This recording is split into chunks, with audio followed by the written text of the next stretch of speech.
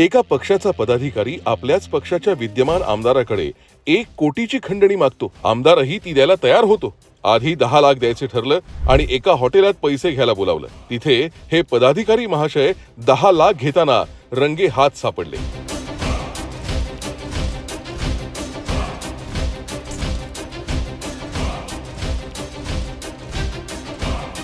आमदाराच्या स्वीय सहाय्यकानं पोलिसात तक्रार दिली.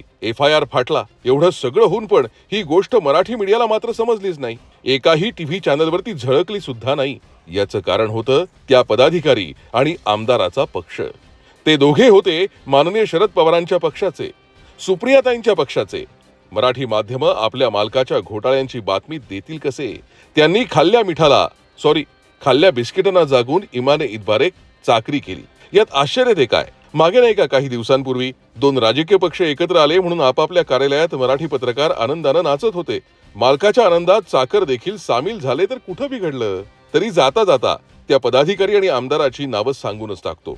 आमदार साहेब आहेत माढा मतदारसंघाचे अभिजित पाटील, तर पदाधिकारी आहेत किरणराज पुरुषोत्तम घोडके. साखर कारखान्यातील काहीतरी प्रकरण लपवण्यासाठी 1 कोटी मागणारा पदाधिकारी आणि ते लपवण्यासाठी 1 कोटी द्यायला तयार झालेला आमदार आणि हे सगळं जनतेपासून लपवणारा मराठी मीडिया. या सगळ्यांच्या मागे एकच पक्ष, एकच नाव. कोण ते तुम्हाला चांगलं ठाऊकच आहे.